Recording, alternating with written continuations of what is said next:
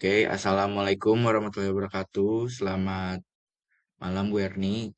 Perkenalkan saya Ferry Sergio. Saya izin untuk membuat video pengayaan fisika untuk menambah nilai fisika. Jadi langsung saja uh, ke pembahasan materinya. Jadi di sini saya ada foto dari materi pemanasan global. Nah, di foto ini tuh menjelaskan tentang berbagai dampak perubahan iklim bagi bumi kita secara sederhana. Ketika bumi kita semakin panas, ada banyak hal di alam yang ikut berubah dan terganggu. Nah, untuk poin yang pertama itu ada dampak pada cuaca dan udara. Itu di sini.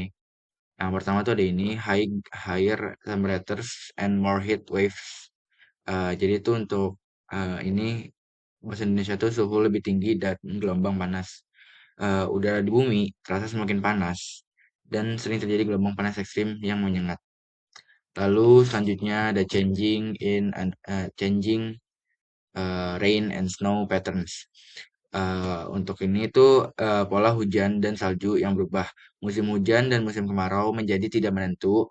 Kadang satu daerah kering banget, sementara daerah lain tuh kayak hujan terus-menerus. Lalu selanjutnya ini ada stronger storms atau badai yang sangat kuat. Akibat perubahan suhu udara dan laut, badai-badai itu yang terjadi menjadi jauh lebih besar, kuat, dan bisa lebih merusak daripada biasanya. Lalu eh, yang terakhir ada more drought and wildfires, eh, lebih banyak kekeringan dan kebakaran hutan. Suhu panas membuat tanah dan tumbuhan menjadi kering, memicu kelangkaan air, kekeringan, serta kebakaran hutan yang mudah meluas. Nah, lalu yang kedua itu ada dampak pada pada es dan air semburan gunung. Yang pertama ada less snow and ice, berkurangnya salju dan es. Es dan salju di puncak gunung atau kutub mulai mencair karena bumi itu biasanya karena semakin hangat karena adanya pemanasan global.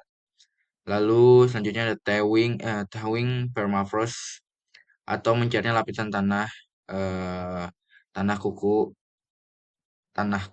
ya pencarian lapisan tanah. Lapisan tanah yang biasanya membeku di daerah dingin mulai mencair. Terus itu tuh bisa bikin tanah di atasnya tuh jadi jatuh atau apa ya, ambles gitu, Bu. Dan rusakin rumah warga kayak longsor jadinya. Terus yang ketiga itu ada dampak pada lautan. Yang pertama ada warmer oceans atau lautan yang jadi lebih hangat. Air laut ikut menyerap panas karena ada pemanasan global di bumi sehingga suhunya jadi lebih hangat daripada suhu normalnya. Lalu yang kedua ada rising sea level atau permukaan laut jadi naik karena es di kutub mencair karena adanya pemanasan global, air-air jadi mencair dan volume air laut jadi bertambah tinggi. Jadi daerah-daerah pesisir, daerah-daerah pulau kecil itu terancam tenggelam karena adanya pemanasan global dari pancarnya es dari kutub. Lalu selanjutnya ada damage corals. Nah, damage corals ini terumbu karang yang terusak air laut yang dibikin oleh pemanasan global terlalu hangat tuh bikin terumbu karang jadi rusak. Jadi apa ya? Jadi stres dan warna-warna yang identik jadi memudar atau memutih. Akhirnya terumbu karang itu pada mati. Padahal terumbu karang itu sangat bermanfaat karena jadi rumah banyak spesies di laut termasuk contohnya ikan. Selanjutnya eh selanjutnya ada dampak pada makhluk hidup, hewan dan tumbuhan. Eh, yang pertama itu ada change in animal migration and life cycles atau perubahan migrasi dan siklus hidup hewan.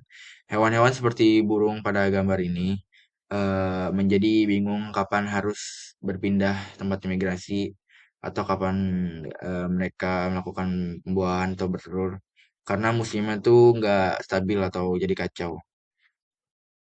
Lalu selanjutnya ada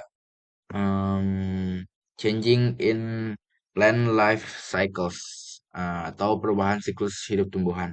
Tanaman atau bunga bisa tumbuh atau mekar lebih cepat atau justru terlambat dari waktu yang seharusnya karena perubahan iklim dan cuaca itu sangat tidak teratur. Jadi untuk spesies flora dan fauna akan lebih susah untuk mengadaptasikan wujud mereka dalam iklim yang sangat kacau karena adanya pemanasan global.